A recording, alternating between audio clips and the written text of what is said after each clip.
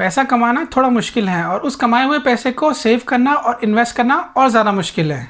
इसी वजह से जब भी कोई व्यक्ति कमाना शुरू करता है तो उसके दिमाग में एक सवाल ज़रूर आता है कि वो कैसे सेव करे, कैसे इन्वेस्ट करे और साथ में टैक्स प्लानिंग हो जाए तो और भी अच्छी बात है। मेरे दिमाग में भी यही सब सवाल आए थे, पर उस टाइम मैं किसी फाइनेंशियल एडवाइज़र को नहीं जानता था, तो इसी वजह से मैंने अपने कलीग्स, अपने फ्रेंड्स और फैमिली मेम्बर्स से एडवाइस मांगी।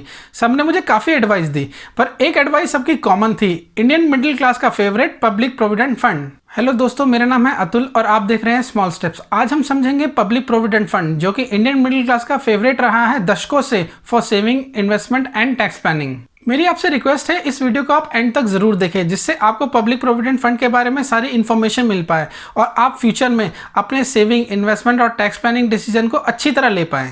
इस वीडियो में हम पब्लिक प्रोविडेंट फंड के कुछ बेनिफिट्स, कुछ फीचर्स और कुछ लिमिटेशंस के बारे में बात करेंगे, पर उससे पहले हम जान लेते हैं पब्लिक प्रोविडेंट फंड क्या होता है। पब्लिक प्रोविडेंट फंड एक लॉन्ग टर्म सेविंग स्कीम है जिसे गवर्नमेंट ऑफ इंडिया ने 1968 में उन रेजिडेंट इंडियंस को रिटायरमेंट सेविंग ऑप्शन प्रोवाइड कराने के लिए स्टार्ट किया था जो अनऑर्गेनाइज सेक्टर में काम कर रहे थे या फिर किसी गवर्नमेंट पेंशन स्कीम या ईपीएफओ में कवर नहीं थे। आइए चलिए अब हम कुछ इसके बेनिफिट्स के बारे में जान लेते हैं। इसके मेजर 3 बेनिफिट हैं। पहला बेनिफिट है कि ये एकदम रिस्क फ्री इन्वेस्टमेंट है, क्योंकि गवर्नमेंट ऑफ इंडिया इसके रिटर्न्स की गारंटी लेती है और गवर्नमेंट का डिफॉल्ट होना काफ़ी मुश्किल है। पीपीएफ का दूसरा बेनिफिट है कि जो भी इस पे इंटरेस्ट मिलेगा वो एकदम टैक्स फ्री होगा। इसी वजह से ये ज़्यादा अट्रैक्टिव रहता है एनएससी और टैक्स सेवर एफडी से। इसका तीसरा बेनिफिट है कि अगर आपने एक फाइनेंशियल ईयर में 1,50,000 तक अपने पीपीएफ अकाउंट में डिपॉजिट किए हैं तो रिटर्न फाइल करते हुए आप उसकी डिडक्शन अपने इनकम टैक्स रिटर्न में ले सकते हैं। पीपीएफ के फीचर्स जानने से पहले हम ये जान लेते हैं कि पीपीएफ अकाउंट कहाँ और कैसे कैसे खोला जा सकता है। तो पीपीएफ अकाउंट लगभग सारे बड़े पोस्ट ऑफिस और सारे बड़े बैंकों में खोला जा सकता है। पीपीएफ अकाउंट 2 तरीकों से खोला जा सकता है। पहला है ऑनलाइन। यदि आप नेट बैंकिंग का ऑलरेडी इस्तेमाल कर रहे हैं तो नेट बैंकिंग के थ्रू आप पीपीएफ अकाउंट के लिए अप्लाई कर सकते हैं। ये काफ़ी टाइम सेविंग तरीका है, इससे पीपीएफ अकाउंट थोड़ा जल्दी खुल सकता है। दूसरा तरीका है ऑफलाइन। इस तरीके में आपको बैंक या पोस्ट ऑफिस विजिट करना पड़ेगा। वहां जाकर आपको पीपीएफ एप्लीकेशन ओपनिंग फॉर्म भरना पड़ेगा। उसके साथ आपको required document like resident proof, address proof deposit करने पड़ेंगे। आइए अब हम पीपीएफ अकाउंट के कुछ फीचर्स के बारे में जान लेते हैं। फर्स्ट फीचर है एलिजिबिलिटी, यानी पीपीएफ अकाउंट के फायदे कौन कौन ले सकता है। तो हर रेजिडेंट इंडियन यानी निवासी भारतीय पीपीएफ अकाउंट के फायदे ले सकता है, पर ध्यान रखिए एक व्यक्ति सिर्फ एक ही पीपीएफ अकाउंट खुलवा सकता है और एनआरआई और Hindu undivided family PPF account नहीं खुलवा सकते। यदि किसी एनआरआई का पीपीएफ अकाउंट ऑलरेडी चल रहा था तो वो उसे सिर्फ कंटिन्यू कर सकता है टिल मैच्योरिटी। और एक बात, एक माइनर का भी पीपीएफ अकाउंट खोला जा सकता है जिसे उसके लीगल गार्जियन या पेरेंट्स ही ऑपरेट करेंगे। सेकंड फीचर है डिपॉजिट लिमिट। एक फाइनेंशियल ईयर में पीपीएफ अकाउंट में मिनिमम 500 रुपये और ज़्यादा से ज़्यादा 1.5 लाख रुपए डिपॉजिट किए जा सकते हैं।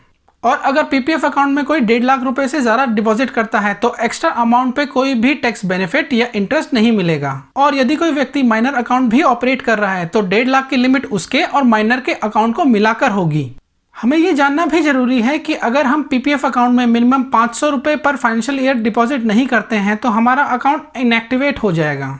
इनएक्टिव अकाउंट में हमें इंटरेस्ट तो मिलता रहेगा पर लोन और पार्शियल विड्रॉल बेनिफिट नहीं मिलेंगे, जो कि हम आगे डिस्कस करेंगे। इनएक्टिव पीपीएफ अकाउंट को 50 रुपये पेनल्टी और मिनिमम डिपॉजिट अमाउंट डिपॉजिट कराकर एक्टिवेट किया जा सकता है। इसे हम एक एग्जाम्पल से समझ लेते हैं। अगर कोई पीपीएफ अकाउंट 2 साल तक इनएक्टिव रहा है तो 100 रुपये पेनल्टी और 1000 रुपये मिनिमम डिपॉजिट अमाउंट डिपॉजिट कराकर उसे एक्टिवेट करा सकते हैं। थर्ड फीचर है मैच्योरिटी पीरियड। जैसे कि हम जानते हैं कि पीपीएफ एक लॉन्ग टर्म सेविंग स्कीम है, इसी वजह से इसमें 15 साल का लॉक इन पीरियड होता है, जिसे 5-5 साल करके और एक्सटेंड किया जा सकता है।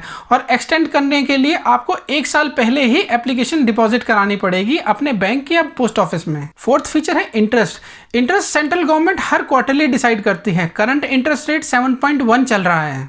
पीपीएफ अकाउंट में महीने की 5 तारीख से 30 तारीख तक मिनिमम बैलेंस पर इंटरेस्ट रेट कैलकुलेट होता है। यदि आप महीने की 8 तारीख में पीपीएफ अकाउंट में 8,000 रुपये डिपॉजिट करेंगे तो उस पर कोई भी इंटरेस्ट उस महीने नहीं मिलेगा। तो मेरी ये एडवाइस है कि पीपीएफ अकाउंट में 1 तारीख से 5 तारीख तक ही पैसा डिपॉजिट करें, जिससे आपको ज़्यादा से ज़्यादा इंटरेस्ट मिल सके।